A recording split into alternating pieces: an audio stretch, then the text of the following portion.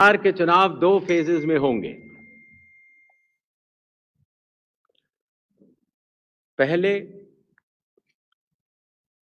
Phase के date gadget notification 10 तारीख को आएगा, दूसरे का 13 को।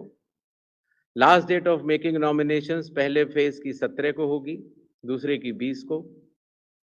स्क्रूटनी 18 और 21।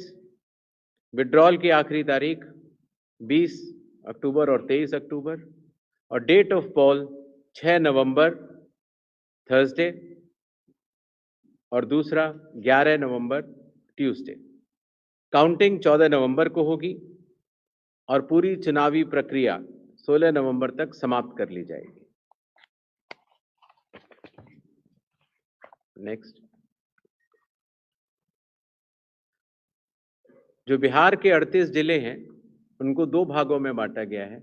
जो आप पीला रंग देख रहे हैं वो फेज 1 है और जो आप गुलाबी रंग देख रहे हैं वो फेज 2 है। इसकी सॉफ्ट कॉपी आप सब लोग को दे दी जाएगी। नेक्स्ट,